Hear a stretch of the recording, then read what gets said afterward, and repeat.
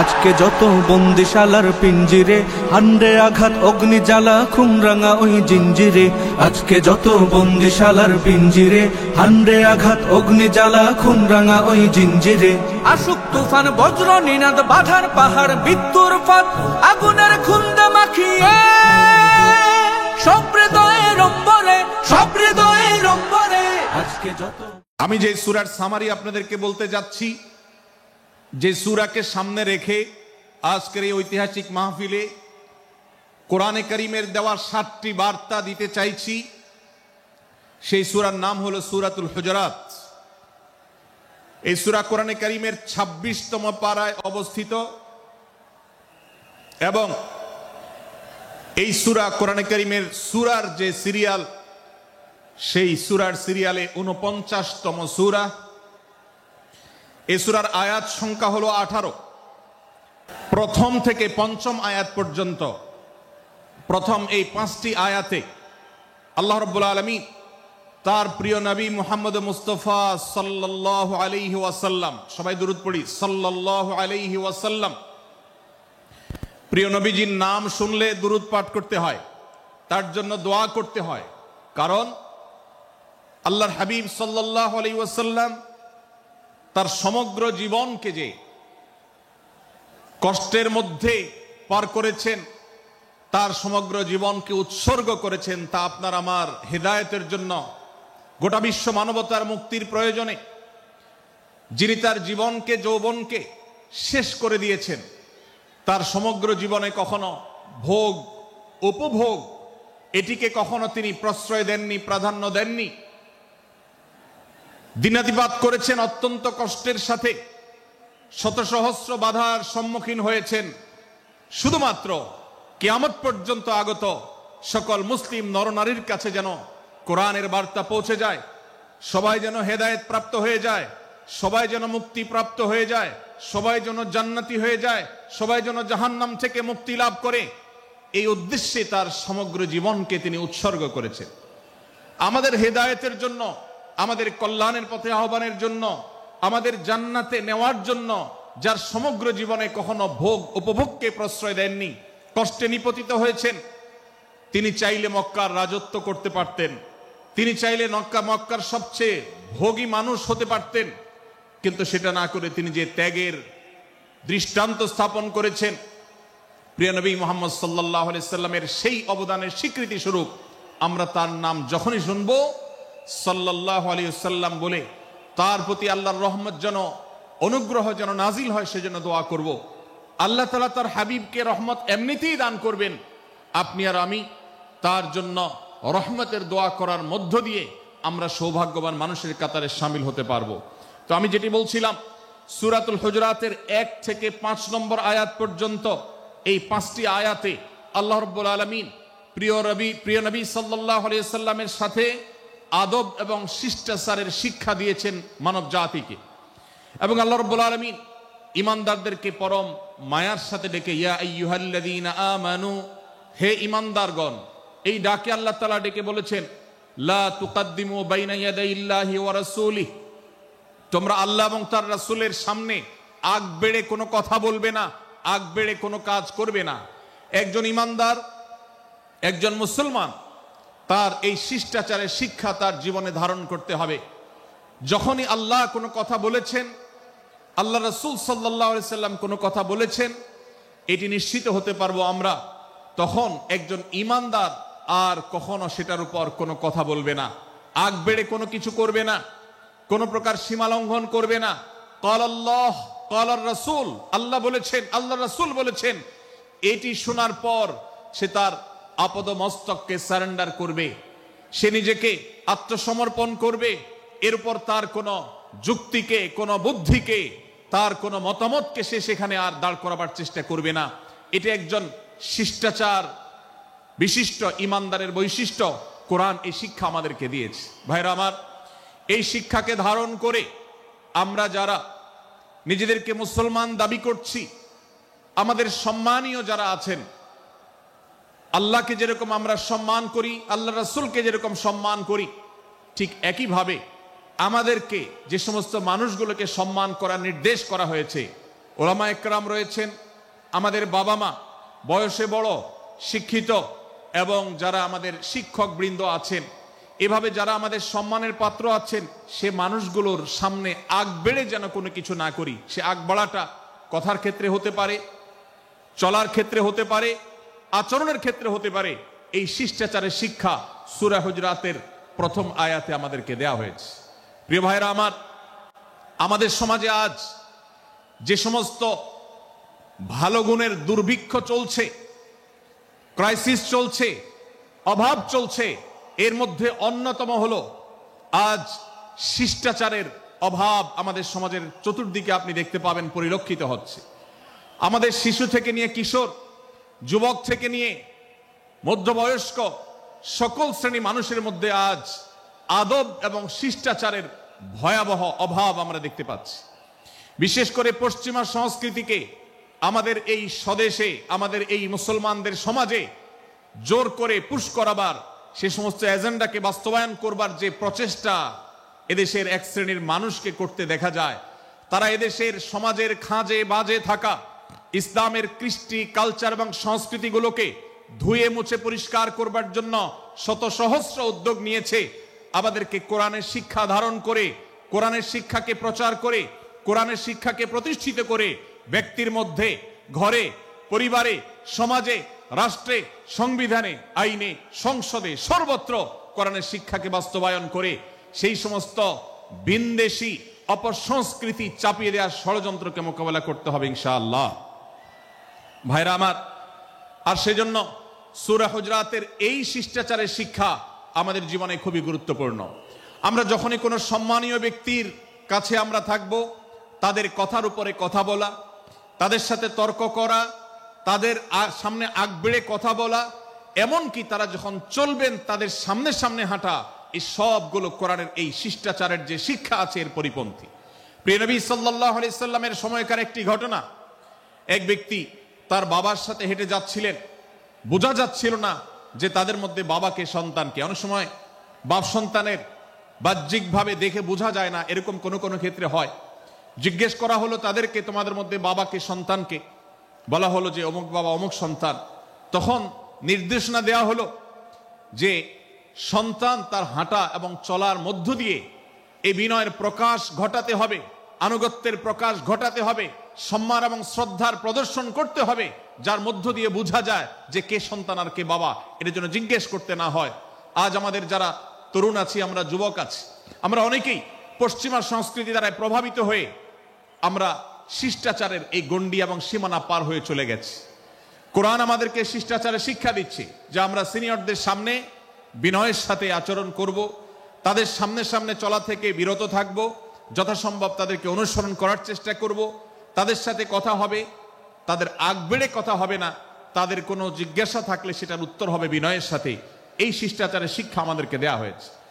এবং একইভাবে সূরা হুজরাতের প্রথম বার্তার মধ্যে নবী সাল্লাল্লাহু আলাইহি সাল্লামের সাথে আরেকটি শিষ্টাচার শেখানো হয়েছে, তা হলো আল্লাহ রাব্বুল আলামিন আমাদের কণ্ঠকে, আমাদের আওয়াজকে, আমাদের কথাকে নবী সাল্লাল্লাহু আলাইহি সাল্লামের কথার চাইতে যেন আগ বেড়ে না যায়, তার চাইতে যেন উঁচু কণ্ঠে আমরা কথা না বলি, তার চাইতে যেন উচ্চ স্বরে কথা না বলি, সেই শিক্ষা দিয়েছেন, সেই শিষ্টাচারের শিক্ষা আমাদেরকে দেওয়া হয়েছে।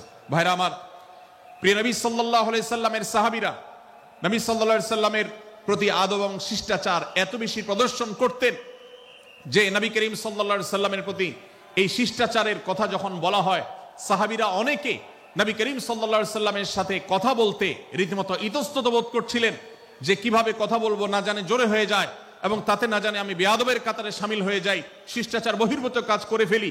এবং আল্লাহ তাআলা যে সতর্কীকরণ করেছেন সূরা হুজরাতের এই 1 থেকে 5 নম্বর আয়াতের মধ্যে, তার আওতায় আমি না জানে পড়ে যাই।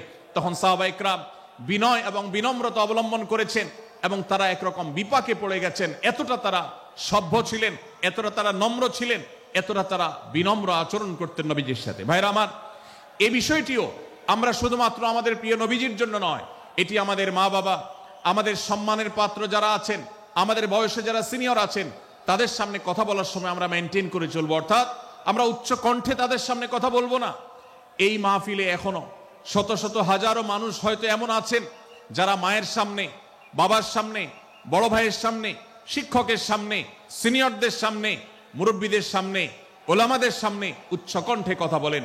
প্রিয় ভাইরা আমার, আমরা মুসলমানদের সন্তান, আমরা মুহাম্মদ সাল্লাল্লাহু আলাইহি সাল্লামের উম্মত, আমরা আবু বকর, ওমর, ওসমান, আলী রাদিয়াল্লাহু আজমাইনের অনুসারী, আমরা কোরআনের অনুসারী। কোরআনের অনুসারী কখনো বেয়াদব হতে পারে? কোরআনের অনুসারী কখনো বেয়াদব হতে পারে? কোরআন যে শিষ্টাচারের শিক্ষা দিয়েছে, এই শিক্ষা আজ আমাদের মধ্যে ধারণ করতে হবে, আমাদের সন্তানদের শেখাতে হবে, আমাদের ঘরে ঘরে এই শিক্ষা চর্চা করতে হবে, আমাদের সমাজে এটিকে প্রতিষ্ঠিত করতে হবে। পশ্চিমা সংস্কৃতির যে ছোবল, সে ছোবল আমাদের সন্তানদেরকে আজকাল অনেক ক্ষেত্রে বেয়াদবে পরিণত করছে, তাদের অনেক সময় শিষ্টাচার থেকে বের করে দিচ্ছে। তারা কখনো স্বাধীনতার নামে, কখনো মত প্রকাশের নামে, কখনো বিভিন্ন নামে তারা কিন্তু হারিয়ে যাচ্ছে। আজকের এই বাস্তবতাকে উপলব্ধি করে সূরা হুজরাতের 1 থেকে 5 নম্বর আয়াত এর শিক্ষাকে আমাদের মধ্যে ধারণ করতে হবে। আল্লাহ তাআলা আমাদের সবাইকে সেই তৌফিক দান করুন। ভাইরা আমার, সূরা হুজরাতের প্রথম বার্তা প্রিয় নবী সাল্লাল্লাহু আলাইহি সাল্লামের সাথে শিষ্টাচার। আল্লাহ এবং তার রাসূলের সামনে, আল্লাহ এবং তার রাসূলের সামনে আগ বেড়ে কোনো কথা না বলা, আগ বেড়ে কোনো আচরণ না করা, এটা তার প্রতি শিষ্টাচারের অংশ। এবং আল্লাহ রাসূলের সামনে উচ্চ কণ্ঠে জোরে কথা না বলা, এটাও তার প্রতি শিষ্টাচারের অংশ। আল্লাহ তাআলা আমাদেরকে এই শিষ্টাচার আমাদের জীবনের প্রত্যেকটা পদে পদে ধারণ করার তৌফিক দান করুন, বলুন আমিন। ভাইরা আমার, সূরা হুজরাতের দ্বিতীয় যে শিক্ষা, সেই শিক্ষাটা বর্ণিত হয়েছে এই সূরার 6 থেকে 8 নম্বর আয়াত। 6 থেকে 8 নম্বর এই আয়াতের মধ্যে আল্লাহ রাব্বুল আলামিন আমাদেরকে দ্বিতীয় শিক্ষা দিয়েছেন। ঈমানদার কখনো কোন সেই কথা সত্য কিনা, বাস্তব কিনা, সেটি যাচাই বাছাই না করে বলবে না। ঈমানদার কখনো গুজবে কান দিবে না। ঈমানদার কখনো শোনা কথার উপরে ভিত্তি করে কোনো সিদ্ধান্ত গ্রহণ করবে না। এই শিক্ষাটাও আজকের বাস্তবতার আলোকে আমাদের সমাজের জন্য অত্যন্ত গুরুত্বপূর্ণ এবং প্রয়োজনীয়। প্রিয় ভাইরা আমার, আমাদের চতুর্পাশে যদি আমরা তাকাই, আমরা দেখতে পাবো সোশ্যাল মিডিয়াতে, ফেসবুকে আজকাল কোনো তথ্য উপাত্ত পেলে সেটার পরখ করা ছাড়া, যাচাই বাছাই করা ছাড়া, সত্য অসত্য নিরূপণ করা ছাড়া আমরা অনেকে সেটার প্রচার প্রচারণায় নেমে যাই। আমরা অনেকে সেটার শেয়ার দেওয়া শুরু করে দেই। আমরা অনেকে এটার উপর ভিত্তি করে অনেককে নিন্দা মন্দ করা শুরু করে দেই। এমনকি আজ আমরা যেই জায়গায় দাঁড়িয়ে আছি, বাংলাদেশের যে সামাজিক বাস্তবতা, সেই বাস্তবতার আলোকে বলা যায় অনেক সময় অনেক ব্যক্তিকে সমাজের মাধ্যমে নানাভাবে হয়রানি করে তাকে খারাপ মানুষ হিসাবে, কালপ্রিট হিসাবে দেখানো হয়, অথচ তার দোষ, যে সমস্ত দোষের কথা তাকে বলা হয়, যে সমস্ত দোষে তাকে দোষী বানানো হয়, সে সমস্ত দোষ থেকে তিনি শত সহস্র গুণ পবিত্র এবং পরিচ্ছন্ন।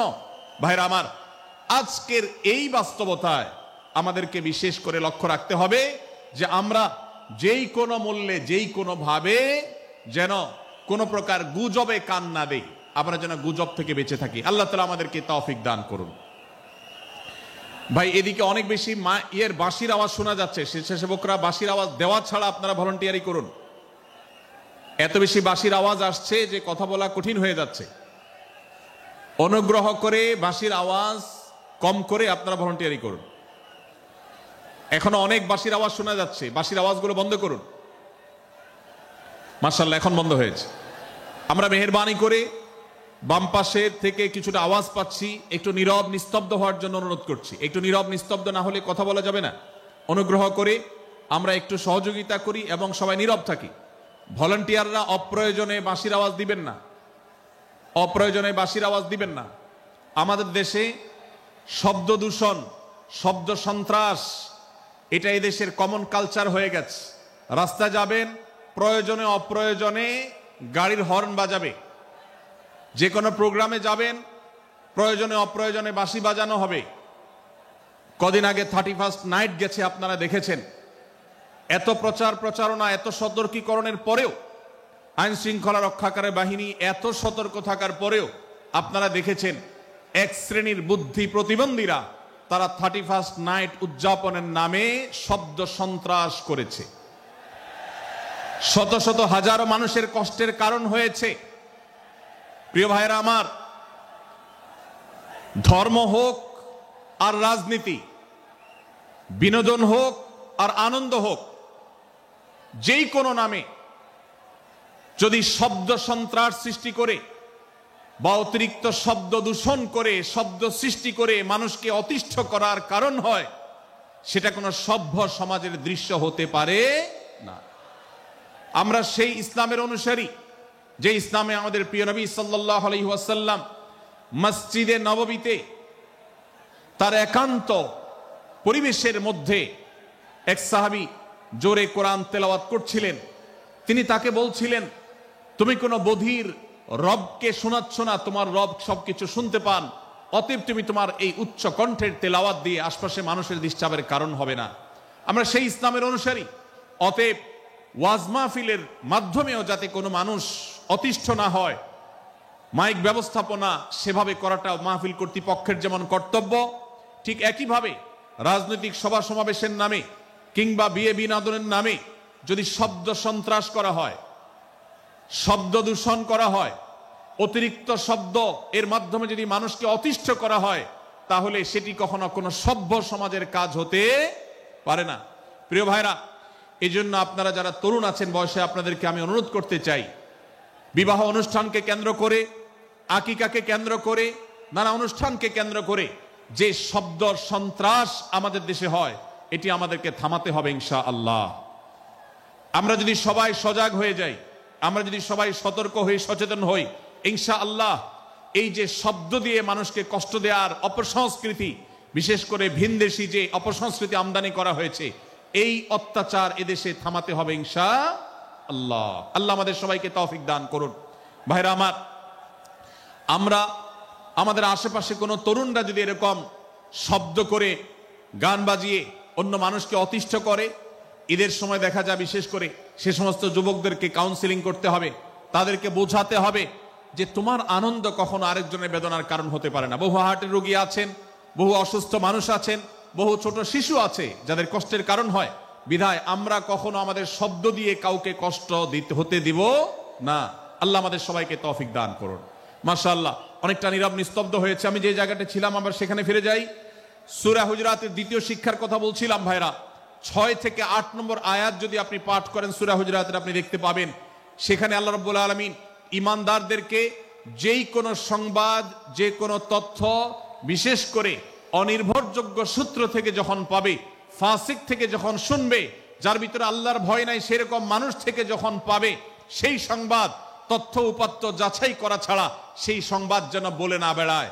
আপনি শহরে যান কিংবা গ্রামে, শিক্ষিত দেখুন কিংবা অশিক্ষিত, সর্বশ্রেণীর মানুষের মধ্যে আজ এই ব্যাধি দেখতে পাবেন চরম আকার ধারণ করেছে। কারোর ব্যাপারে কোনো নেগেটিভ কথা শুনেছেন, কোনো মন্দ কথা শুনেছেন, সে কথার প্রচারণা শুরু করে দেন। সেটা কি সঠিক কিনা, সেটা কি সত্য কিনা, সেটা কি যথার্থ কিনা, সেটা কোনো প্রপাগান্ডা কিনা, সেটা কোনো মিথ্যাচার কিনা, সেটা কোনো গুজব কিনা, এটা যাচাই করার প্রয়োজন অনুভব করে না। অথচ আমরা সেই মুহাম্মদ সাল্লাল্লাহু আলাইহি সাল্লামের উম্মত, যে মুহাম্মদ সাল্লাল্লাহু আলাইহি সাল্লাম আমাদেরকে সতর্ক করেছেন, কাফা বিল মারই কাযিবান আন ইউহাদ্দিসা বিকুল্লি মা সামিআ, কোন ব্যক্তি যা শুনে সেটাই যদি বলে বেড়ায়, তথ্য উপাত্ত যাচাই না করে, সেটাকে ভালো করে যাচাই বাছাই না করে, সেটাকে অনুসন্ধান না করে, সত্য সত্য নিরূপণ করবার চেষ্টা না করে, তাহলে সে মিথ্যাবাদী হওয়ার জন্য যথেষ্ট। এজন্য আজকের এই মাহফিল থেকে আমরা অঙ্গীকার করে যাব, আজকের এই মাহফিল থেকে আমরা নিয়ত করে যাব, এই মজলিসে বসে এই মুহূর্তে নিজে নিজে সংকল্প করব, আমার জীবনে সোশ্যাল মিডিয়া কিংবা ফেসবুকে, ইউটিউবে অথবা অফলাইনে আমার বাস্তব জীবনে আমি কখনো কোনো মানুষ সম্পর্কে যে কোনো তথ্য উপাত্ত পেয়ে ভুল কোনো ধারণা, মন্দ কোনো ধারণা কারো প্রতি পোষণ করব না। কোনো তথ্য উপাত্ত যদি পাই, কোনো সংবাদ যদি পাই অনির্ভরযোগ্য সূত্রে, তাহলে সেক্ষেত্রে সেটা যাচাই বাছাই করা ছাড়া আমি সেটাকে বিশ্বাস করতে যাব না। এটাই হলো আমাদের ঈমানের দাবি। ভাইরা আমার, একজন ঈমানদার এতটা সরল হবে না যে যা শুনবে সে সেটাকে বিশ্বাস করে বসবে।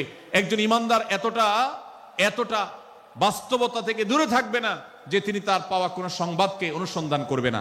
আল্লাহ তাআলা আমাদের সবাইকে সূরা হুজুরাতের এই দ্বিতীয় শিক্ষাটাকে আমাদের জীবনে ভালো করে ধারণ করার তৌফিক দান করুন। আল্লাহ বলেছেন, ইয়া আইয়ুহাল্লাযীনা আমানু, হে ঈমানদারেরা, ইন জাআকুম ফাসিকুম বিনাবাইন ফাতাবায়ানু, তোমাদের কাছে কোনো ফাসিক, যার মধ্যে আল্লাহর ভয় নেই, এরকম কোন মানুষ যদি কোন সংবাদ উপস্থাপন করে, এমন কোন এমনকি গণমাধ্যমেও যদি কোনো সংবাদ প্রচারিত হয়, সংবাদদাতার মধ্যে যদি আল্লাহর ভয় না থাকে, সে যদি টাকার বিনিময়ে কারোর চরিত্র হনন করতে পারে, সে যদি অ্যাডভার্টাইজ পেয়ে কোনো কোম্পানির হয়ে দালালি করতে গিয়ে অন্য কারোর বিরুদ্ধে কোনো মিথ্যাচার করে, সে যদি বিদেশিদের এজেন্ডা বাস্তবায়ন করতে গিয়ে আলেম সমাজের চরিত্রকে কলঙ্কিত করে, কোনো ভালো মানুষকে দোষী হিসাবে সাব্যস্ত করে, তো আল্লাহ তাআলা আমাদেরকে সতর্ক করেছেন ফাতাবাইয়ানু, সেই সংবাদ সত্য কিনা আমাদেরকে যাচাই করতে হবে।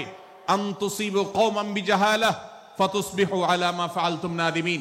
যদি আমরা যাচাই বাছাই না করে যা শুনি সেটাকে বিশ্বাস করতে থাকি, তাহলে আমরা এক সময় লজ্জিত হতে হবে, অনুতপ্ত হতে হবে আমাদের এই ভুল অবস্থানের কারণে। এজন্য ভাইরা, আজকের এই মাহফিল থেকে আমরা প্রতিশ্রুতি নিজের সঙ্গে নিজে দিয়ে যাব যে আমরা কখনো কোনো তথ্য উপাত্ত পেলে, কোনো সংবাদ পেলে, সেটাকে বিশেষ করে কারোর চরিত্র সম্পর্কিত যদি হয়, কারোর সম্পর্কে নেগেটিভ যদি হয়, তাহলে সেটাকে বিশ্বাস করবার আগে ভালো করে অনুসন্ধান করব। যতক্ষণ আমি নিশ্চিত না হব ততক্ষণ পর্যন্ত সেটার প্রচার করব না। আল্লাহ তাআলা আমাদের সবাইকে কোরআনের এই শিক্ষাটাও আমাদের জীবনে ধারণ করবার তৌফিক দান করুন। ভাইরা আমার, তৃতীয় যে শিক্ষা সূরা হুজুরাতের, সেটি হলো আল্লাহ রাব্বুল আলামিন সূরা হুজুরাতের 9 এবং 10 নম্বর আয়াতে ঈমানদারদের মধ্যে যদি কখনো মতভিন্নতা, মতপার্থক্য, যে এটা যদি মারামারিতে পরিণত হয়, ঈমানদারদের মধ্যে যদি কখনো দুই পক্ষ গন্ডগোল এবং ফাসাদের মধ্যে লিপ্ত হয়ে যাওয়ার মতো দৃশ্যের অবতারণা হয়, তাহলে আমরা যেন আমাদের মুসলমান ভাইদের ঘর পোড়ার মধ্যে আলু পোড়া দিতে না যাই। আমরা যেন আমাদের মুসলমান ভাইদের মধ্যকার বিভেদকে আরো বৃদ্ধি করতে সহায়তা না করি। আমরা যেন মীমাংসার পথ অবলম্বন করি। আমরা যেন তাদের মধ্যকার সম্পর্কের যে অবনতি হয়েছে সেটাকে দূর করবার চেষ্টা করি। আল্লাহ রাব্বুল আলামিন এই নির্দেশ দিতে গিয়ে বলেছেন, ওয়া ইন তাইফাতানি মিনাল মুমিনিনা ইকতাতালু, যদি ঈমানদারদের দুটি দল, দুটি গ্রুপ নিজেদের মধ্যে মারামারিতে লিপ্ত হয়ে যায়, ফাসলিহু বাইনাহুমা, তাহলে তোমরা সেই বিবাদমান দুটি দলকে মীমাংসা করবার চেষ্টা করবে। আজ আমাদের মধ্যে এরকম বহু বিষয়কে কেন্দ্র করে মুসলমানদের মধ্যে অনেক সময় মুখোমুখি অবস্থান আমরা দেখতে পাই, যা দুর্ভাগ্যজনক, যা হওয়ার কথা ছিল না। এমনকি জাগতিক বিষয়ে যেমন হয়, ধর্মের নামে, ইসলামের নামে আজ আমরা হাজার হাজার টুকরা হয়েছি। আজ গোটা বিশ্বে আমাদের মুসলমানদের যে অবস্থান দুর্বল হয়েছে, এর অন্যতম প্রধান কারণ হলো আমাদের অনৈক্য। আমরা যদি আজ আহলে কিবলা, আহলে সুন্নাহ ওয়াল জামাআতের অনুসারীরা নানান মত এবং পথের অনুসারী হওয়া সত্ত্বেও, নানান থট এবং পন্থার অনুসারী হওয়া সত্ত্বেও, আমরা যদি মৌলিক বিষয়গুলোর উপর সবাই ঐক্যবদ্ধ থাকতাম, আমরা যদি আল্লাহ তাআলার দেওয়া ইত্তিহাদ মাল ইখতিলাফ, বৈচিত্র্যময় ঐক্য, বিভিন্ন বিষয়ে মতভিন্ন থাকা সত্ত্বেও মৌলিক বিষয়ে ঐক্যমতে আমরা যদি থাকতে পারতাম, আমাদের মধ্যে যদি মুসলিম ভ্রাতৃত্ববোধ থাকতো, আমাদের মধ্যে যদি বলয় ভিত্তিক যে দেয়াল আর প্রাচীরগুলো আছে সেগুলো যদি না থাকতো, তাহলে আজ বাংলাদেশের বাস্তবতা হলো, বাংলাদেশে আল্লাহর কোরআন, আল্লাহ রাসূল সাল্লাল্লাহু আলাইহি ওয়াসাল্লামের হাদিসের আলোকে বাংলাদেশ আজ অটোমেটিক পরিচালিত হতো, ঠিক কিনা বলেন? আমরা যদি আজ ঐক্যবদ্ধ থাকতাম, তাহলে এদেশের হাতে গোনা যাবে এরকম স্বল্প সংখ্যক নাস্তিকেরা, ইসলাম এবং মুসলমানদের শত্রুরা, তারা আমাদেরকে নিয়ে তারা আজ যে খেলা খেলছে, আমাদেরকে যে তারা শাসন করছে, আমাদেরকে যে তারা তাদের অধীনস্থ করে রাখছে, আমাদের উপরে যে আজ ভিনদেশি কালচার চাপিয়ে দিচ্ছে, আমাদের উপরে তারা যে আজ কর্তৃত্ব করছে, আমাদেরকে আজ টুকরা টুকরা করছে, এই দুঃসাহস তারা কোনোদিন দেখাতে পারতো না যদি আমরা ঐক্যবদ্ধ থাকতাম। ভাইরা আমার, এই জন্য আমরা সব বিষয়ে সবাই একমত হব না। আজকের এই মাহফিলে যত মানুষ এসেছেন সবাই সব বিষয়ে একমত নন। এমনকি আজকের এই মাহফিল কর্তৃপক্ষ যে আয়োজন করছেন 3 দিন ব্যাপী, এই মাহফিলে আপনারা দেখেছেন এখানে কওমি এবং আলিয়া উভয় জায়গা থেকে বক্তা নির্বাচন করা হয়েছে, অসাধারণ সমন্বয় করা হয়েছে। এটি একটি ঐক্যের বার্তা। আমরা আশা করব মাঠ পর্যায়ে আমরা যারা কাজ করব, আমরা প্রত্যেকে আমাদের অন্য মতের ভিন্ন মতের যে সমস্ত মুসলমান ভাইরা আছেন তার সাথে আপনার কোনো থটগত মত পার্থক্য থাকতে পারে, চিন্তাগত কোনো ভিন্ন মত থাকতে পারে, কিন্তু দিন শেষে তিনি আপনার মুসলমান ভাই। তার আল্লাহ আর আপনার আল্লাহ এক, তার রাসূল এবং আপনার রাসূল এক, তার কেবলা এবং আপনার কেবলা এক, তার কোরআন আর আপনার কোরআন এক, তার নামাজ আর আপনার নামাজ এক, তার রোজা আর আপনার রোজা এক, তার যাকাত এবং আপনার যাকাত এক, তার সাথে আপনার মোটা এবং মৌলিক বিষয়ে কোনো মত পার্থক্য নাই। অতএব ছোটখাটো বিষয়কে কেন্দ্র করে আপনি যদি তাকে আপনার প্রতিপক্ষ মনে করেন, আপনি যদি তাকে আপনার শত্রু মনে করেন, এটা হবে আপনার ইসলামের জন্য, আপনার জন্য, এদেশের মুসলমানদের জন্য সবচেয়ে বড় ভুল। ভাইরা আমার, হারদুই হযরত আশরাফ আলী থানভী রহমতুল্লাহ আলাইহির সর্বশেষ খলিফা আবরার হক সাহেব রহমতুল্লাহ আলাইহি বলতেন, दीन के हर काम करने वालों को रफीक समझो फरीक न समझो। যারাই আল্লাহর দ্বীনকে বুলন্দ করবার জন্য, যারাই আল্লাহর দ্বীনকে সেবা দেওয়ার জন্য, খেদমত করার জন্য কাজ করছে, তার পদ্ধতি তোমার থেকে ভিন্নতর হতে পারে, তাকে তুমি তোমার বন্ধু মনে করো, সহযাত্রী মনে করো, পথযাত্রী মনে করো, সহযোদ্ধা মনে করো, তোমার প্রতিপক্ষ মনে করবে না। প্রিয় ভাইরা আমার, আজ বাংলাদেশে ইসলাম যতটা পিছিয়ে আছে তার প্রধান কারণ হলো আমাদের অনৈক্য। আজ আমরা যদি আমাদের মধ্যকার যে সমস্ত দেয়াল এবং প্রাচীরগুলো, অদৃশ্য প্রাচীরগুলো উঠে আছে, যেগুলো আমাদের মুসলিম ভ্রাতৃত্বকে ভেঙে খান খান করে দিয়েছে, টুকরো টুকরো করে দিয়েছে, যদি আজ আমরা সে সমস্ত অদৃশ্য প্রাচীরগুলো দূরে সরাতে পারতাম, আমার ভিন্ন মতের ভাইকে যদি আমার ভাই মনে করতে পারতাম, তার যদি আমি কল্যাণকামী হতে পারতাম, আল্লাহর কোরআনের ঘোষণা অনুযায়ী এই মুসলমানদের ঐক্যবদ্ধ শক্তিকে দমাবার শক্তি পৃথিবীর কারোর নাই, কারোর নাই, কারোর নাই। আজ আমার ভাইয়েরা ফিলিস্তিনে মার খাচ্ছে, যদি আজ গোটা বিশ্বের মুসলমানরা আমরা ফিলিস্তিনে মুসলমানদের উদ্ধারের ব্যাপারে ঐক্যবদ্ধ থাকতাম, ফিলিস্তিনে মুসলমানের দিকে চোখ তুলে তাকাবার শক্তি বিশ্বের কোনো কাফেরদের থাকতো না। আজ যদি আমরা আমাদের মুসলমান নির্যাতিত ভাইদের ব্যাপারে সারা বিশ্বের মুসলমানরা ঐক্যবদ্ধ অবস্থান গ্রহণ করতে পারতাম, মুসলমানের দিকে চোখ তুলে তাকাবার শক্তি বিশ্বের কোনো কারোর থাকতো না। ভাইরা আমার, গোটা বিশ্বে ঐক্য প্রতিষ্ঠা করা আপনার আমার মতো সাধারণ মানুষের দ্বারা হয়তো সম্ভবপর হবে না, কিন্তু আমরা যারা মাঠ পর্যায়ে কাজ করছি, আমি আপনাদেরকে করজোড় করে অনুরোধ করতে চাই, আমি জানি আপনার এলাকাতে, আপনার মহল্লাতে আপনার সাথে অন্য মুসলমান ভাইদের অনেক ক্ষেত্রে মতভিন্নতা আছে। সেটা রাজনৈতিক দৃষ্টিভঙ্গির ক্ষেত্রে হতে পারে, সেটা ধর্মীয় থট এবং মানহাজ মাযহাব মাসলাকগতভাবে হতে পারে, সেটা অন্য কোনো ইস্যু ভিত্তিক মত পার্থক্য হতে পারে। আল্লাহর জন্য, আল্লাহর ওয়াস্তে, আল্লাহর ওই আয়াতকে মেনে আমল করার চেষ্টা করি আমরা। আল্লাহ বলেছেন, ওয়া'তাসিমু বিহাবলিল্লাহি জামিআন ওয়া লা তাফাররাকু, তোমরা আল্লাহর রশিকে সবাই ঐক্যবদ্ধভাবে আঁকড়ে করে ধরো, ঐক্যবদ্ধভাবে আল্লাহর রশিকে আঁকড়ে ধরো, তোমরা পরস্পর বিচ্ছিন্ন হয়ে যেও না। আমরা অনেক ফরজের কথা শুনেছি, নামাজ রোজা ফরজ আমরা জানি, বাবা মার প্রতি সদ্ব্যবহার করার ফরজের কথা আমরা জানি, আত্মীয়তার সাথে সুসম্পর্ক, আত্মীয়তার বন্ধন রক্ষার কথা আমরা জানি, ফরজ হওয়ার কথা জানি, কিন্তু মুসলমানদের ঐক্যবদ্ধ থাকতে হবে এই ফরজের কথা আমরা অনেকেই জানি না।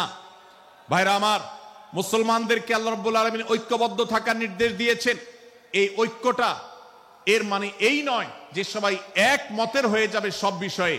বিভিন্ন বিষয়ে আমাদের মধ্যে মত পার্থক্য থাকবে, তারপরে আমরা একে অন্যের সহযোদ্ধা হব, সহযাত্রী হব, আমরা একে অন্যের কল্যাণকামী হব, একে অন্যের ভালো চাইব। আমার ভিন্ন মতের মুসলমানের কোনো ক্ষতিতে আমি খুশি হব না, তার ক্ষতিতে আমি কষ্ট পাবো, তার সাফল্যকে আমি এনজয় করব, আনন্দিত হব। এটা যদি করতে না পারি তো আমি কখনো খালেস এবং সাচ্চা মুসলমান হতে পারলাম না। আল্লাহ তাআলা আমাদের অন্তরগুলোকে উদার করে দিন, ব্রড করে দিন, প্রশস্ত করে দিন, বড় করে দিন, উম্মার ঐক্যের প্রয়াসী হওয়ার তৌফিক দান করুন বলুন আমিন। ভাইরা আমার, আমরা মহল্লায় মহল্লায়, এলাকায় এলাকায়, মসজিদে মসজিদে, আমাদের নিজস্ব বলয়ে, নিজস্ব অঙ্গনে আমরা চেষ্টা করব ভিন্ন ভিন্ন মতের মুসলিম ভাইকেও আমার ভাই হিসাবে আঁকড়ে ধরার, আপন করার। ডক্টর খন্দকার আব্দুল্লাহ জাহাঙ্গীর রাহমাহুল্লাহ এই অঞ্চলের সন্তান, তিনি বলতেন, বেদাতে লিপ্ত কোন মুসলমান, তার ব্যাপারেও আমি মনে করি আমার ভাই ভুলের মধ্যে আছেন, তার ব্যাপারে আমার মায়া মমতা কাজ করে, আমি তার কল্যাণকামী, তাকে আমার ভাই মনে করি। ঠিক একইভাবে আমার কোনো মুসলমান ভাইয়ের সাথে যদি আমার ভিন্ন মতের কারণে আমার মনে হয় যে তিনি ভুল পথে আছেন, তারপর তাকে আমি শত্রু ভাববো না, তার অকল্যাণ আমি চাইবো না। আজ বাংলাদেশের বাস্তবতায় যদি আমরা তাকাই দেখতে পারবো ইসলাম এবং মুসলমানদের যত শত্রু আছে, আমরা দেখেছি গত কয়েক যুগ ধরে তাদের নিজেদের মধ্যে হাজারো বিভক্তি, হাজারো মতপার্থক্য থাকা সত্ত্বেও মুসলমানদের শত্রুতা করার ব্যাপারে তারা সবাই ঐক্যবদ্ধ। অথচ আমরা মুসলমানরা আমাদের আল্লাহ, আমাদের রাসূল, আমাদের কোরআন, আমাদের কিবলা, আমাদের সবকিছু এক হওয়া সত্ত্বেও ছোটখাটো বিষয়কে নিয়ে আমরা আমাদের মধ্যকার বিভেদের প্রাচীরগুলোকে দাঁড় করিয়ে রেখেছি, যার কারণে আমরা গোটা বিশ্বে যেমন মার খাচ্ছি, আমাদের এই প্রিয় মাতৃভূমিতেও আমরা সংখ্যায় সবচেয়ে বেশি হয়েও আমরা কালচারালি মাইনরিটি হয়ে আছি, সংস্কৃতিতে আমরা সংখ্যালঘু হয়ে আছি। সব ক্ষেত্রে আমাদেরকে ইগনোর করা হয়। 4 লক্ষ মসজিদের এদেশের 4 লক্ষ ইমাম আছেন, 4 লক্ষ মুয়াজ্জিন আছেন। এই মসজিদগুলো এদেশে এর নেটওয়ার্ক যতটা শক্তিশালী, এদেশের সকল রাজনৈতিক দলগুলোর নেটওয়ার্ককে যদি একত্র করা হয়, মসজিদগুলোর মতো এতটা শক্তিশালী নেটওয়ার্ক এদেশের সমাজে নাই। কিন্তু ওলামা একরামকে ইগনোর করা হয়, মুসলমানদের ইগনোর করা হয়। এদেশের আইনে কোরআন এবং সুন্নাহ এদেশের মুসলমানদের ধ্যান ধারণাকে কখনো বিবেচনায় আনা হয় না। এই যে মুসলমানদের আজ দুরবস্থা, এর অন্যতম প্রধান কারণ হলো আমাদের হাজার হাজার ভাগে বিভক্তি। এই বিভক্তির দেয়ালগুলোকে তুলতে হবে কি হবে না? যদি হয় তাহলে আপনি নিজে থেকে শুরু করে দিন। আপনি যেই মতই লালন করেন না কেন, আপনার ভিন্ন মতের মুসলমানকে আপনি ভাই মনে করবেন, তার সাথে বুক মিলাতে আপনার কষ্ট হবে না, তার সাথে বসতে আপনার অসুবিধা হবে না। ভিন্ন মতের আলেম, এক মতের আলেম আরেক মতের আলেমের সাথে বসতে অসুবিধা হবে না। এক মতের অনুসারী আরেক মতের অনুসারীকে ভাই বলতে অসুবিধা হবে না। আমরা সোশ্যাল মিডিয়াতে নিজেদের মধ্যে কামড়াকামড়ি করব না, নিজেদের মধ্যে আমরা ঝগড়া বিবাদ করব না। এবং যদি কেউ বিবাদে লিপ্ত হয়, সূরা হুজরাতের 9 এবং 10 নম্বর আয়াতের শিক্ষা বলছে, মুসলমানদের মধ্যে দুটি দল যদি মারামারিতে লিপ্ত হয়, তুমি সেখানে গিয়ে খোঁচাখুচি করে মারামারি বানানোর তো প্রশ্নই ওঠে না। বরং আল্লাহ বলছেন যে ফাসলিহু বাইনাহুমা, তাদের উভয়ের মধ্যে মীমাংসা করবার জন্য তুমি উদ্যোক্তা হও, তুমি উদ্যোগী হও। ভাইরা আমার, আমরা অনেকেই হয়তো জেনে থাকবো মিথ্যা এটা আল্লাহর জমিনের সবচেয়ে বড় জঘন্য অপরাধগুলোর মধ্যে থেকে একটি। একজন মুসলমান কোন অবস্থাতে মিথ্যা বলতে পারে না, কিন্তু কোন মুসলমান যদি অন্য মুসলমানের সাথে কখনো বিবাদ বিতণ্ডায় লিপ্ত হয়ে যায়, দুজন মুসলমান বা দুটি বলয়, দুটি পক্ষ, দুটি গোষ্ঠী মুসলমানদের, তাদের মধ্যে যদি কোনো বিষয় যদি ভুল বুঝাবুঝি তৈরি হয়, ভিন্ন মত সৃষ্টি হয়, একে অন্যের সাথে শত্রু ভাবাপন্ন হয়ে যায়, তাহলে তাদের দুইজনের মধ্যে বা দুই পক্ষের মধ্যে মীমাংসা করবার জন্য কেউ যদি মিথ্যা কথাও বলে, অর্থাৎ আপনি এক পক্ষের কাছে গিয়ে বললেন, ভাই আপনি যাকে এত খারাপ মনে করছেন, যার ব্যাপারে আপনি এতটা রাগান্বিত হয়ে আছেন, আমি তো জানি তিনি আপনার ব্যাপারে অনেক সফট চিন্তা রাখেন, আপনার ব্যাপারে অনেক ইতিবাচক ভাবনা রাখেন, আপনার ব্যাপারে অনেক সুধারণা পোষণ করেন। আপনি যদি একজন মুসলমানের কাছে গিয়ে, এক পক্ষের কাছে গিয়ে যদি এই কথাটা বলেন, বাস্তবে তিনি যদি এটা নাও বলেন, তারপরেও আপনি যদি এই মিথ্যা কথা বলেন, এই মিথ্যা এটা শুধু জায়েজ নয়, বরং এই মিথ্যাটা এর মাধ্যমে আপনি যে তাদের পরস্পরের সম্পর্ককে ভালো করার চেষ্টা করেছেন, এর মাধ্যমে আপনি আল্লাহর কাছে নেকি এবং সওয়াব পাবেন ইনশাআল্লাহ। ভাইরা আমার, তাহলে দুজন মুসলমান, দুটি পক্ষ, দুটি দল, দুটি বলয়, দুটি গোষ্ঠী যদি কখনো ভিন্ন মত তাদের মধ্যে তৈরি হয়, সেটা যদি মারামারিতে গিয়ে পৌঁছায়, সেটা যদি বিবাদ বিতণ্ডা পর্যন্ত গিয়ে পৌঁছায়, আমাদের কাজ হবে মধ্যে থেকে সেটাকে মীমাংসার মাধ্যমে দূরত্বকে কমানোর। আমরা কখনো দূরত্ব বাড়াবো না। ডক্টর খন্দকার আব্দুল্লাহ জাহাঙ্গীর রহমতুল্লাহ একটা কথা বলতেন, মুসলমানদের বাড়িতে যে আগুন লেগেছে, বিভেদের আগুন, মতবিরোধের আগুন, মত পার্থক্য, এটা মতবিরোধে যে পৌঁছে গেছে,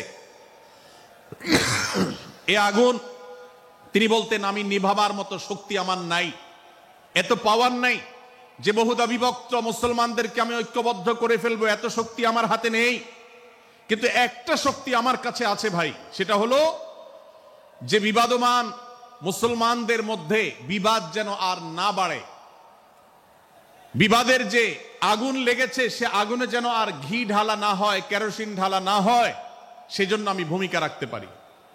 আমি আপনাদেরকে বিনয়ের সাথে অনুরোধ করতে চাই, যত বিষয় নিয়ে আমাদের মুসলমানদের পরস্পরের মত পার্থক্য আছে, হতে পারে সেটা মাসআলা নিয়ে, হতে পারে সেটা রাজনৈতিক অবস্থানকে কেন্দ্র করে, হতে পারে অন্য কোনো বিষয়কে কেন্দ্র করে, আল্লাহর ওয়াস্তে আপনি বিভেদ মিটাতে পারেন আর না পারেন, বিভেদ যেন না বাড়ে সেজন্য আপনি অবস্থান গ্রহণ করবেন। বিভেদ বাড়ার ক্ষেত্রে কোনো ভূমিকা পালন করবেন না এবং সব সময় উম্মার ঐক্য প্রয়াস চাইবেন, প্রয়াস চালাবেন, উম্মার ঐক্য চেষ্টা করবেন। আল্লাহর কাছে আপনি যে দোয়াগুলো করেন এর মধ্যে একটা দোয়া যেন এটাও থাকে, হে আল্লাহ, আমরা বহুদা বিভক্ত হয়ে গেছি, আমরা টুকরা টুকরা হয়ে গেছি, যার কারণে তোমার ভাষ্য অনুযায়ী ফাতাফশালু ওয়া তাযহাবা রিহুকুম, আজ আমাদের শক্তি শেষ হয়ে গেছে, আমরা দুর্বল হয়ে গেছি। আজ বাংলাদেশের বাস্তবতা যদি আমরা বলি, যে দেশের 90-95 ভাগ মানুষ মুসলমান, সে দেশে আজ হাতে গোনা কিছু নাস্তিক, কিছু ইসলাম বিদ্বেষী, মুসলমান বিদ্বেষীরা, তারা আমাদেরকে আজ উঠা বসা করায়, তারা আমাদের আইন নির্ধারণ করে, তারা আমাদের শাসক নির্ধারণ করে, তারা আমাদের সব বিষয়গুলোকে নির্ধারণ করে দেয়।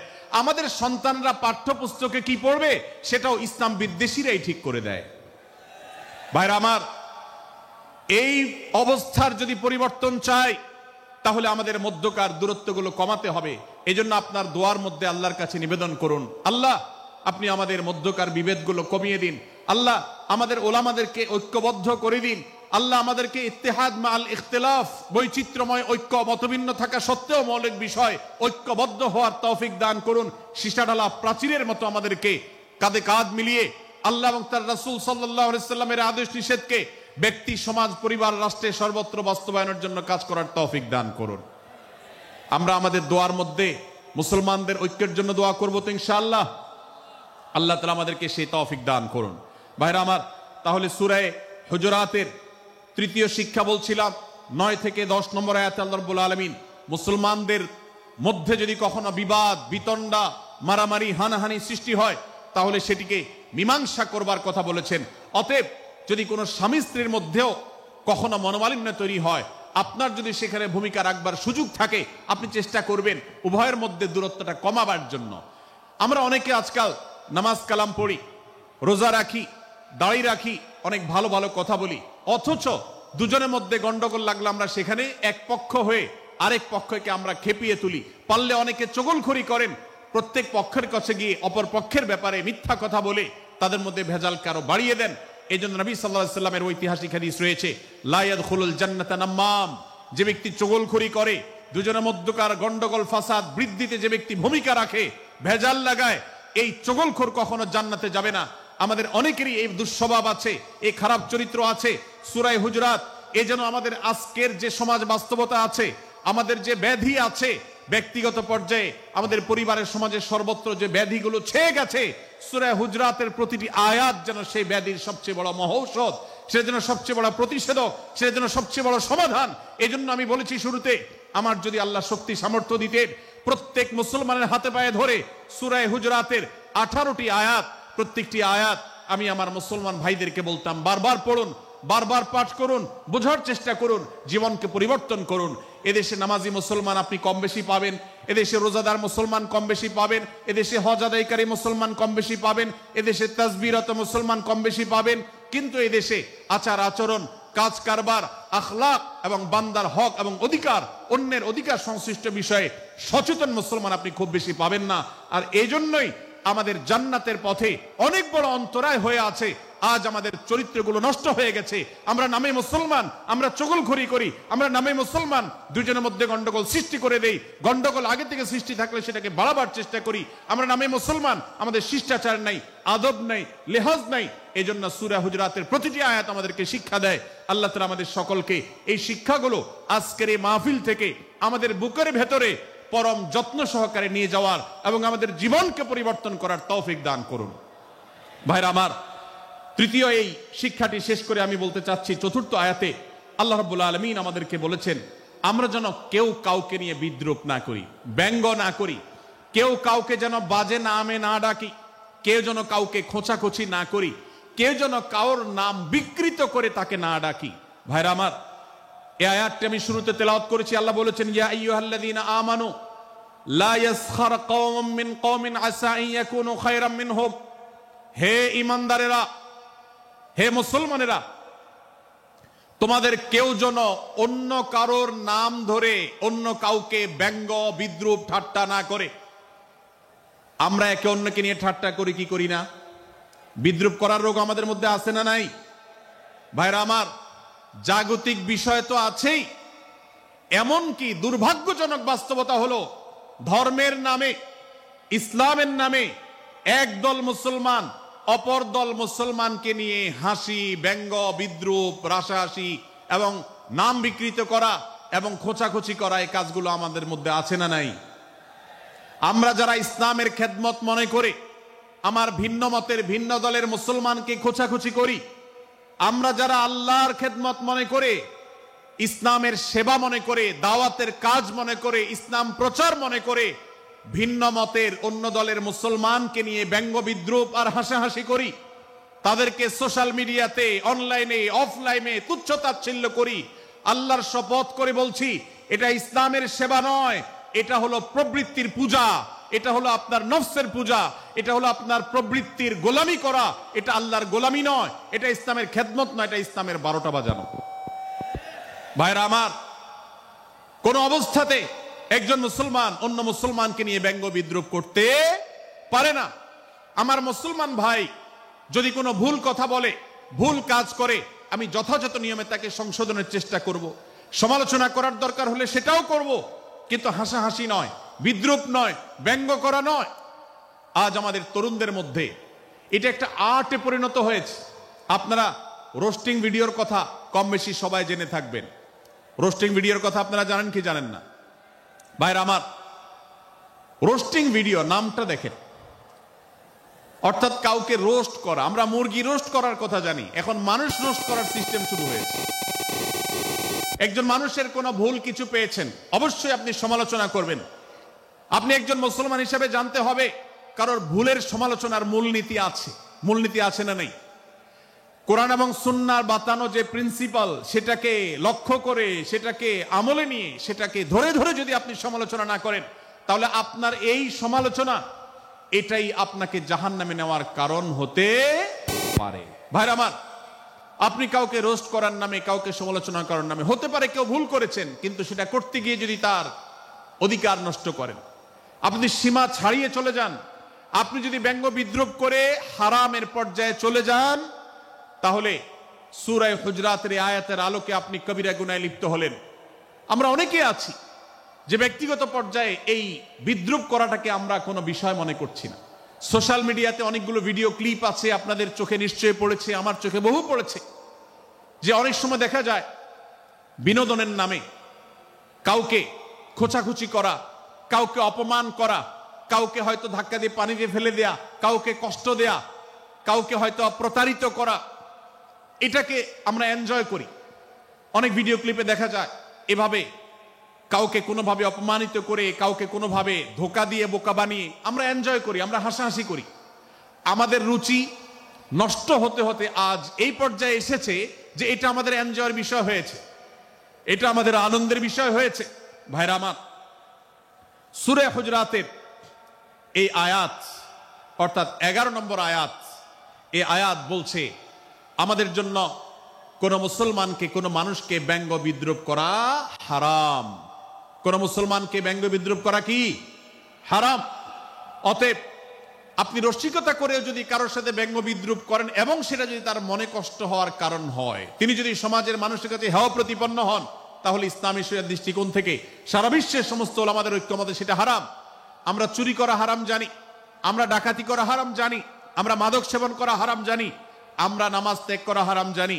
এই সমস্ত হারাম থেকে আমরা অনেকেই বেঁচে থাকি, কিন্তু আমি আমার মুসলমান ভাইয়ের চরিত্র হনন করছি, শুধুমাত্র সাধারণ জীবনযাত্রার ক্ষেত্রে করছি তা নয়, এমনকি ধর্মের নামে, ইসলাম প্রচারের নামে, দাওয়াতের নামে আমরা আমাদের প্রতিপক্ষ মুসলমান ভাইকে নিয়ে অনেক সময় ব্যঙ্গ বিদ্রুপ করি, হাসাহাসি করি, তাকে ছোট করি, তাচ্ছিল্য করি, হেয় করি, তার সম্মানহানি করি। আমরা জানি না আমাদের প্রিয় নবী সাল্লাল্লাহু আলাইহি ওয়াসাল্লাম এর একটা হাদিস আমাদের সামনে রয়েছে, সহিহ মুসলিমে বর্ণিত হয়েছে। নবী করিম সাল্লাল্লাহু আলাইহি ওয়াসাল্লামের এই হাদিস আজ সবচেয়ে অসহায় হাদিস। অসহায় হাদিস এই জন্য বললাম যে আজকের এই হাদিসের উপরে কেউ আমল করে না, এই হাদিসটাকে কেউ পাত্তা দেয় না, এই হাদিসকে কেউ গুরুত্ব দেয় না, অথচ এই হাদিস প্রত্যেক মুসলমানের বুকে বুকে ঝুলিয়ে রাখা দরকার। এই হাদিস আমাদের ঘরে ঘরে ঝুলানো দরকার। এই হাদিস আমাদের অফিসগুলোতে শোভা পাওয়া দরকার। এই হাদিস আমাদের জীবনে বাস্তবায়ন হওয়া দরকার। নবী করিম সাল্লাল্লাহু আলাইহি ওয়াসাল্লাম সেই হাদিস বর্ণনা করেছেন। আবু হুরায়রা রাদিয়াল্লাহু তাআলা আনহু তিনি বলেছেন, লা তাহাসাদু, লা তাহাসাদু, হে মুসলমানরা তোমরা কেউ কাউকে কখনো হিংসা করবে না, কেউ কাউকে হিংসা করবে না। আমাদের মধ্যে হিংসা আছে না নাই? হিংসা আছে না নাই? আমরা একে অন্যকে হিংসা করি। একদল মুসলমান অন্য দল মুসলমানকে হিংসা করে, কেউ কারো ভালো দেখতে পারে না। ভাইরা আমার, আল্লাহ নবী বলেছেন, লা তাহাসাদু, তোমরা একে অন্যকে হিংসা করো না। ওয়ালা তানাজাসু, কেনা বেচা করতে গিয়ে কেউ কাউকে ধোঁকা দিও না, প্রতারণা করো না। ওয়ালা তাবাগাদু, তোমরা একে অন্যের সাথে শত্রুতা বিদ্বেষ পোষণ করবে না। ওয়ালা তাদাবারু, তোমাদের কেউ যেন কারোর পেছনে লেগে না থাকে, কাউকে অবজ্ঞা যেন না করে। ওয়ালা ইয়াবি আহাদুকুম আলা বাই'i আখিহি, এবং তোমাদের কেউ যেন আরেকজনের কেনা বেচার উপরে সেখানে ইন্টারফেয়ার করে সে যেন সেখানে কোন প্রকার ক্ষতিগ্রস্ত কাউকে না করে। ওয়াকুনু ইবাদাল্লাহি ইখওয়ানা, হে মুসলমানরা তোমরা আল্লাহর বান্দা ভাই ভাই হয়ে থাকো। তোমাদের মধ্যে মতপার্থক্য থাকুক, দলগত মতপার্থক্য, অবস্থানগত মতপার্থক্য, থটগত মতপার্থক্য, মাযহাব মাসলাবগত মতপার্থক্য থাকুক, কিন্তু তোমরা আল্লাহর বান্দা ভাই ভাই হয়ে থাকো। এক দলের মুসলমানকে আল্লাহ তাআলা ভাই ভাই হতে বলেন নাই, এক গ্রুপের মুসলমানকে আল্লাহ ভাই ভাই হতে বলেন নাই, এক বলয়ের মুসলমানকে আল্লাহ ভাই ভাই হতে বলেন নাই, নিজ দলের মুসলমানের সাথে আল্লাহ ভাই ভাই থাকতে বলেন নাই। আল্লাহ বলেছেন সকল মুসলমানদের সাথে ভাই ভাই হয়ে থাকার জন্য, ভ্রাতৃত্বের বন্ধনে থাকার জন্য। এজন্য আল্লাহ নবী সাল্লাল্লাহু আলাইহি ওয়াসাল্লাম সে নির্দেশ করেছেন। আল্লাহ নবী সাল্লাল্লাহু আলাইহি ওয়াসাল্লাম আরো বলেছেন, আল মুসলিমু আখুল মুসলিম, মুসলমান মুসলমানের ভাই, লা ইয়াজলিমুহু ওয়ালা ইয়াখযুলুহু, কোন মুসলমান কোন মুসলমানকে জুলুম করতে পারে না, তার আইল ঠেলতে পারে না, তার জমি দখল করতে পারে না, তার অধিকার নষ্ট করতে পারে না, তাকে কথা দিয়ে অত্যাচার করতে পারে না। ওয়ালা ইয়াখযুলুহু, তাকে অপমানিত করতে পারে না, লাঞ্ছিত করতে পারে না। ওয়ালা ইয়াকযিবুহু, তার সাথে মিথ্যা বলতে পারে না। ওয়ালা ইয়াহকিরুহু, তাকে তাচ্ছিল্য করতে পারে না। আত্তাকওয়া হাহুনা, আত্তাকওয়া হাহুনা, আত্তাকওয়া হাহুনা। নবীজি তিনবার নিজের বুকের দিকে তাকিয়ে দেখিয়েছেন, তাকওয়া এখানে, তাকওয়া এখানে, তাকওয়া এখানে। আমাদের অন্তরকে ভালো করতে হবে, সমস্ত মুসলমানদের জন্য উদার হতে হবে, কলিজাকে বড় করতে হবে, মনটাকে ব্রড করতে হবে, প্রশস্ত করতে হবে, অন্য মুসলমানকে ভাই মনে করতে হবে। কোন ভিন্ন মতের মুসলমানের সাথে শত্রুতা পোষণ করা যাবে না। ভাইরা আমার, অতএব এই হাদিসকে সামনে রেখে এই হাদিসের শেষ অংশে নবী সাল্লাল্লাহু আলাইহি ওয়াসাল্লাম বলেছেন, আল মুসলিমু কুল্লুল মুসলিমি আলাল মুসলিমি হারামুন দমুহু ওয়া মালুহু ওয়া ইরদুহু। এক মুসলমানের জন্য অন্য মুসলমানের তিনটি জিনিসকে আল্লাহ তাআলা হারাম করে দিয়েছেন। কোন মুসলমানের রক্ত এটা প্রবাহিত করা, কাউকে হত্যা করা যেরকম হারাম, কোন মুসলমানের সম্পদ অন্যায়ভাবে আপনি ভোগ করবেন, দখল করবেন, মেরে দিবেন, এটা হারাম। ঠিক একইভাবে কোন মুসলমানের সম্মান নষ্ট করবেন, ইজ্জত নষ্ট করবেন, সম্ভ্রম নষ্ট করবেন, অপমান করবেন, এটাকে আল্লাহ তাআলা হারাম করেছেন। আল্লাহ তাআলা আমাদের সবাইকে অন্য মুসলমানদের ব্যাপারে এরকম দায়িত্বশীল ভূমিকা রাখার তৌফিক দান করুন, বলুন আমিন। ভাইরা আমার, সূরা হুজুরাতের 4 নম্বর আয়াতের শিক্ষাকে ধারণ করে আমরা কারোর প্রতি ব্যঙ্গাত্মক আচরণ করব না। অনেক মুসলমান আছেন অন্য মুসলমানদের নাম ধরে ধরে বিদ্রুপ ব্যঙ্গ করেন, নাম বিকৃত করেন। অনেক সময় আমরা রসিকতা করেও আমাদের অনেকের নাম বিকৃত করি। আল্লাহ সুবহানাহু ওয়া তাআলা এটাকে হারাম করেছেন। এমনকি নবী সাল্লাল্লাহু আলাইহি ওয়াসাল্লাম বলেছেন, লা তাকুল লিকাসিরিন ইয়া কাসিরু, কোন খাটো বা বেটে মানুষকে হে বেটে, হে খাটো এরকম বলে ডেকো না। নবী সাল্লাল্লাহু আলাইহি ওয়াসাল্লাম বলেছেন, এভাবে ডাকলে তিনি অপমানিত হন। আল্লাহ তাকে এভাবে সৃষ্টি করেছেন। আমরা অনেক সময় দেখা যায় একে অন্যকে খোঁচা মারতে গিয়ে তার গায়ের রং কালো হলে, তিনি দেখতে আকারে ছোট হলে তাকে আমরা ব্যঙ্গ করি, বিদ্রুপ করি, তাকে আমরা তাচ্ছিল্য করি, তাকে আমরা অপমান করি, তাকে আমরা অপদস্থ করি। ভাইরা আমার, এটা আমাদের জন্য হারাম। আমি আবারও বলছি, চুরি হারাম আমরা জানি, ডাকাতি হারাম আমরা জানি, আমরা অন্যান্য হারামের কথা জানি, কিন্তু এই যে এক মুসলমান অন্য মুসলমানের অধিকার নষ্ট করা হারাম, এটা আমরা জানি না। এক মুসলমান অন্য মুসলমানের নাম বিকৃত করা হারাম, এটা আমরা জানি না। এই ব্যাপারেও আমরা দেখেছি যে আমরা যারা ইসলামের দাওয়াতের কথা বলি, কোরআন হাদিসের কথা বলি, তারাও দেখা যায় সোশ্যাল মিডিয়াতে, ফেসবুকে একদল মুসলমান অন্য দলে মুসলমানদেরকে নানা বাজে উক্তি দিয়ে ডাকাডাকি করে, বিকৃত নামে ডাকে, বিকৃত উপাধি দেয়, খারাপ কথা বলে, অমুকের দালাল তমুকের দালাল ইত্যাদি ধারণা করে কথা বলে। এই কাজগুলো হারাম, এগুলো আমরা কখনো করব না। 5 নম্বর যে শিক্ষা আছে সূরা হুজুরাতে, সেটা হলো 12 নম্বর আয়াতে আল্লাহ রাব্বুল আলামিন এখানে কুধারণা করাকে হারাম করেছেন, মন্দ ধারণা করতে আল্লাহ তাআলা নিষেধ করেছেন, এবং গীবত করতে, পেছনে লাগতে নিষেধ করেছেন। ভাইরা আমার, এই একটি আয়াত অর্থাৎ সূরা হুজুরাতের 12 নম্বর আয়াত, এই আয়াতটি শিক্ষা ধারণ করে যদি আমরা আমাদেরকে শুধরাতে পারি, সংশোধন করতে পারি, তাহলে ইসলামের মেইন যে কাজগুলো আছে, ঈমানকে বিশুদ্ধ করা এবং শিরক মুক্ত ঈমান আনা, 5 ওয়াক্ত নামাজ পড়ার পর, বান্দার হক আদায়ের পর, এই আয়াতটির পর আমল করলে আপনার জান্নাতে যাওয়ার সবচেয়ে বড় বাধা দূর হয়ে যাবে ইনশাআল্লাহ। ভাইরা আমার, যে আয়াতে আল্লাহ তাআলা আমাদেরকে কারো প্রতি মন্দ ধারণা করতে নিষেধ করেছেন, গীবত করতে নিষেধ করেছেন, কারো পেছনে লাগালাই করতে নিষেধ করেছেন, সে আয়াতে আল্লাহ রাব্বুল আলামিন বলেছেন, ইয়া আইয়ুহাল্লাযীনা আমানু ইজতানিবু কাসীরাম মিনায-যন্ন, হে ঈমানদারেরা, হে মুসলমানরা, তোমরা কারোর প্রতি ধারণা, মন্দ ধারণা তোমরা করো না, এটা থেকে বিরত থাকো। অনেক ধারণা অর্থাৎ মন্দ ধারণা, এটা গুনাহ, এটা থেকে বিরত থাকো। ইন্না বা'দায-যন্নি ইসম, কারণ কিছু কিছু ধারণা অর্থাৎ যেগুলো মানুষের সম্পর্কে কোনো তথ্য উপাত্ত ছাড়া নিছক ধারণা প্রসূত মন্দ ধারণা করা হয়, সেগুলো গুনাহের কারণ, সেগুলো অপরাধের কারণ, সেগুলো কবিরা গুনাহ, সেগুলো পাপাচার, সেগুলো আল্লাহর অসন্তুষ্টির কারণ, সেগুলো আল্লাহর অবাধ্যতার কারণ। এজন্য ভাই, কারোর প্রতি মন্দ ধারণা করা যাবে না। এক্ষেত্রে আমি জানি আমাদের ব্যক্তিগত পর্যায়ে কারোর ব্যাপারে কোনো কিছু কথা উঠেছে অথবা সামান্য একটু সন্দেহ তৈরি হয়েছে, আমরা তার চরিত্র নিয়ে টানাটানি করি। আমরা জানি না একজন মুসলমানের চরিত্রের মূল্য কত বড়। আমার কাছে সুস্পষ্ট প্রমাণ আসার আগ পর্যন্ত কোনো মুসলমান চান না। যদি চান তাহলে মেহেরবানি করে আওয়াজ বন্ধ করে পরিবেশ শান্ত করে, এখানে অল্প কিছু মানুষের মধ্যে বিশৃঙ্খলা দেখা যাচ্ছে, কোনো কারণে এত বড় মাহফিল, এত মানুষের, লাখো লাখো মানুষের সমাগম, এখানে কোনো কারণে ঝামেলা হতেই পারে, কিন্তু আমরা অনুগ্রহ করে ধৈর্য ধারণ করি। ধৈর্য কোথায়? সবাই বসে যাই, সবাই বসে যান, আওয়াজ বন্ধ করে। ভলান্টিয়ার ভাইয়েরা এদিকে বিনয়ের সাথে মানুষদেরকে বসানোর জন্য চেষ্টা করেন। আশেপাশের যারা আছেন বসে, তারা দাঁড়ানো ভাইদেরকে হাতে পায়ে ধরে বসান, সবাই সবাইকে টান দিয়ে বসান। ভাই এ পাশে যারা বিশৃঙ্খলা আচরণ করছেন, তারা আপনারা একটু বসেন।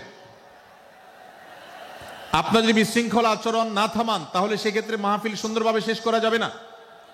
আমার আলোচনার শেষের দিকে আমরা আলোচনা শেষ করে এশার নামাজ পড়বো, তারপরে আমাদের শেষ অধিবেশন হবে ইনশাআল্লাহ।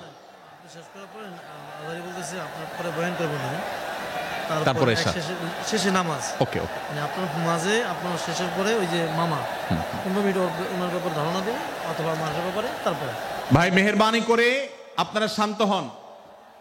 আমাদের আলোচনার পর আজকের আমাদের প্রধান আকর্ষণ এবং প্রধান বক্তা ডক্টর মিজানুর রহমান আজহারি হাফিজাহুল্লাহ, তিনি আসবেন, তিনি আলোচনা করবেন। তারপরে আমরা মাঠে ইনশাআল্লাহ সবাই জামাতের সাথে এশার সালাত আদায় করব।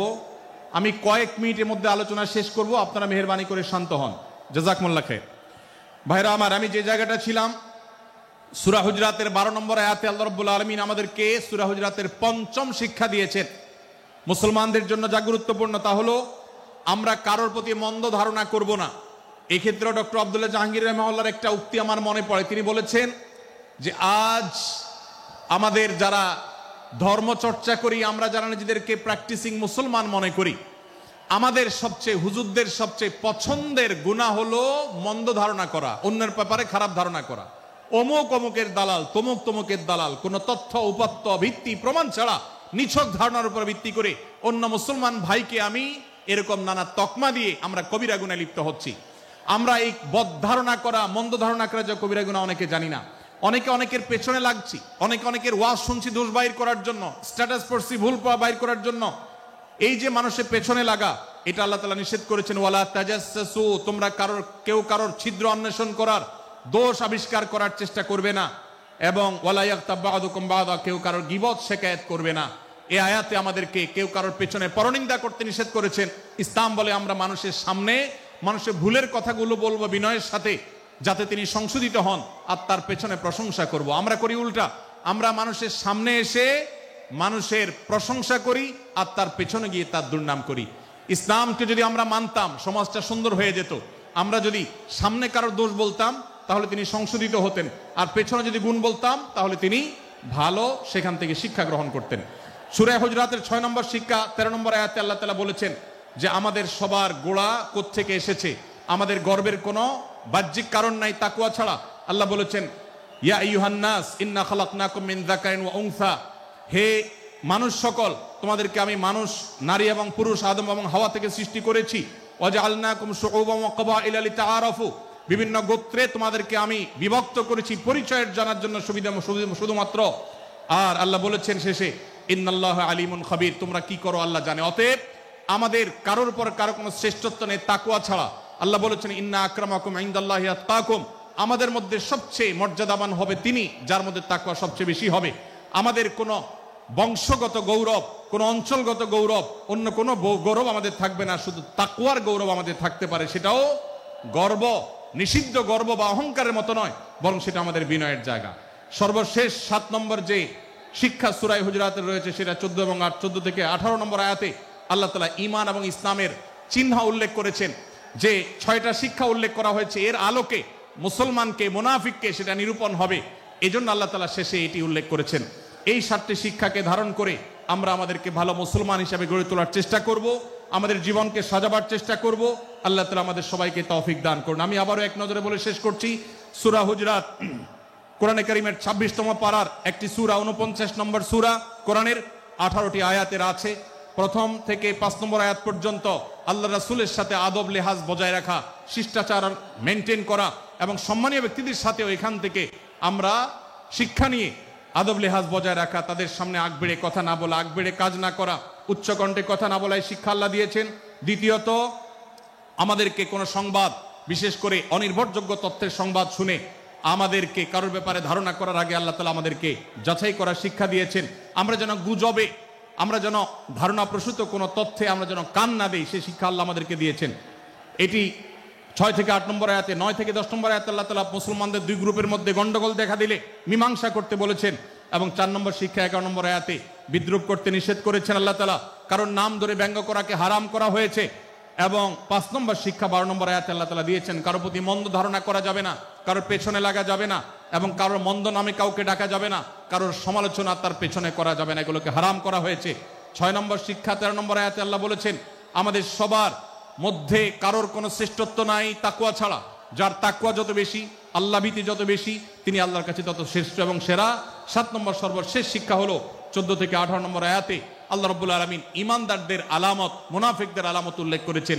সেখান থেকে শিক্ষা নিয়ে আমরা আমাদের ঈমানকে পরখ করার চেষ্টা করব, আমাদের আমলকে পরখ করার চেষ্টা করব। আল্লাহ তাআলা আমাদেরকে সূরা হুজরাতের আলোকে আমাদের জীবনকে গঠন করার তৌফিক দান করুন, বলুন আমিন।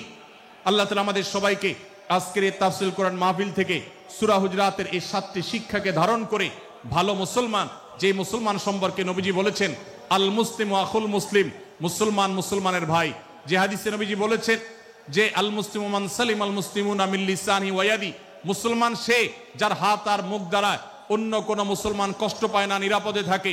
আমরা আমাদের সমাজকে শান্তিপূর্ণ সুশৃঙ্খল রাখতে হলে আমাদেরকে মুসলমান হতে হবে, ভালো মানুষ হতে হবে।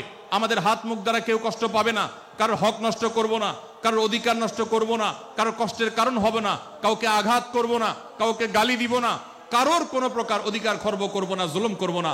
আল্লাহ তাআলা আমাদের সবাইকে কোরআন এবং হাদিস যে মুসলিমের চিত্র অঙ্কন করেছে, কোরআন এবং হাদিসে মুসলিমের যে রূপরেখা বর্ণনা করেছে, কোরআন এবং হাদিসে যে আদর্শ মুসলমানের চিত্র উপস্থাপন করেছে, আল্লাহ আমাকে, আপনাকে, আমাদের সবাইকে সেই মুসলমান হওয়ার তৌফিক দান করুন, বলুন আমিন।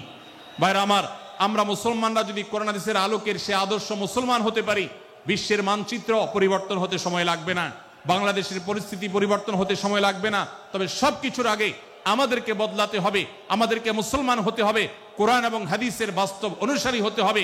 প্রকৃত কোরআন হাদিসের অনুসারী হতে পারলেই ইনশাআল্লাহ ইসলামের জয় হবে, কোরআন হাদিসের বিজয় হবে, মুসলমানদের বিজয় হবে, মুসলমানদের দুর্দিনের পরিবর্তন আসবে।